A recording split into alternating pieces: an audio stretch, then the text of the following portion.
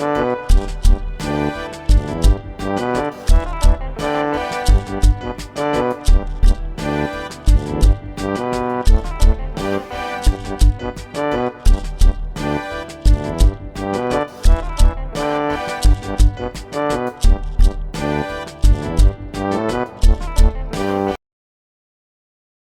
President Mills returned after his PhD, 27-year-old young man, and he returned to the University of Ghana, specifically to the law faculty. And the facts have it, the records have it, that he was the one who introduced the course or the subject of the law of taxation at the faculty. So after his PhD in the area of law and taxation, he returns, and a young budding lecturer, he's the one who introduced the study of the law of taxation at the faculty. And I recall some of the stories he told me when he began lecturing. And he was not only lecturing at the faculty, his lecturing, prowess spread to the School of Administration, where he was lecturing in, I think, the law of contract. He was also lecturing at the law school, popularly known as Makola, where the professional law training still takes place. He was at the Ghana Institution of Taxation. Of course, over the years, he became an examiner all over. And students will tell you how he will walk into the lecture room, no notes. But by the time he's leaving, oh, come on, everything was out there. One of the things I admired was his magnetic brain, extremely magnetic, gifted with it. And so his brilliance as a lecturer was not in doubt at all. And students just enjoyed being in his class. Of course, as for his punctuality, and up to the point where he worked at the presidency, he never joked with his time. Military precision. If we're talking about military precision, I remember him telling me the story of how Achimota School, he wanted to join the military after school. So he was a member of the Achimota School Cadet Corps. He recalls marching at the Independence Square. And so after sixth form, he applied for the Ghana Military Academy, went through the processes. At the final stage, where he should have been in the academy as a cadet, he tells me that his A-level results came out. He had done exceptionally well along the west coast of Africa. If you put all the results together, he was up there. And so the military officers at the time doing the interview just said, look, why don't you go to university? Because these were the immediate post-independence days where we were trying to build a critical mass of indigenous intellectual minds. And he happened to fall within that bracket. And this is not wanting to downplay the minds of the army, no.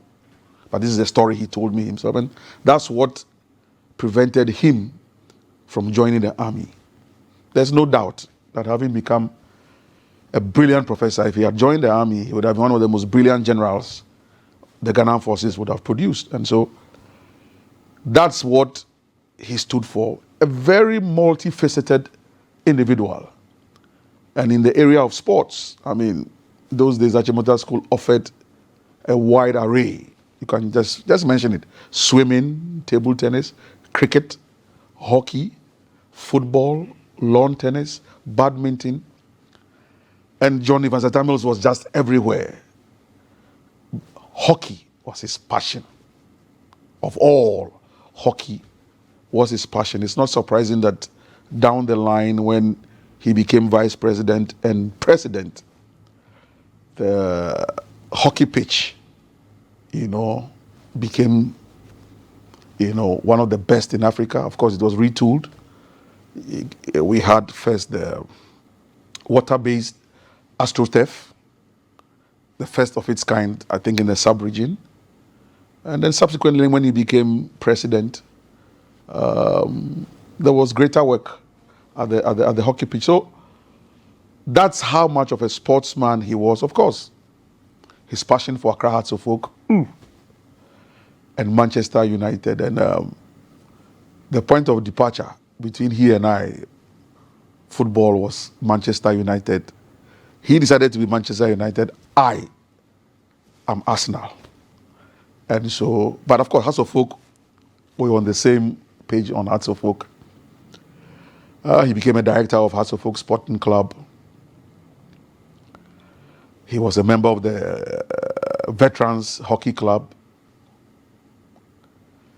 At a point in time, he was the president of the Ghana Olympic Committee. That's the extent to which he was involved with sports administration at the national level. Of course, his public life included being head of IRS for almost a decade. And as the series progresses, you will get to know the extent to which he brought great reforms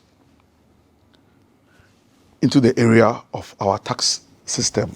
And a lot of the forward, progressive-looking tax regime we have even today is credited to John Evans Samuels. And it's not surprising that when he was vice president and head of the technocracy, that is to say, being in charge of cabinet, greater reforms, specifically if you look at the time that the capital market was introduced and opened up, it was under his regime as vice president and head of the economic management team. That was when we had then come out of the ERP, the Economic Recovery Program, and its, added wings of FinSap 1, FinSap 2, that's the Financial Sector Adjustment Program 1 and 2. Prior to that, we had the ERP 1 and 2, Economic Recovery Program 1 and 2. And these were the heady days of the PNDC era. And I will tell you the story of how he became President Rawlings's vice president in 1996. President Rawlings himself told us the story of how he encountered President Mills, or Professor Mills at the time when he was the head of the IRS. That encounter had such a deep, lasting impression on President Rawlings, or Chairman Rawlings, such that 1996, when the lot fell on the professor to become Rawlings's running mate, the story is told of how President Rawlings, when he heard the name John Evans Mills, actually asked that they should lock the office door of the professor and make sure that he signs all the relevant papers, lest he walks out and another spirit sweeps him away from that decision. And so that's how much of a solid man he was, intellectually, as a public servant, as a sportsman, as a sports administrator, of course, and his deep faith in God. So religion aside, he had a deep spiritual relationship with the Creator. And so this was the man at Tamils that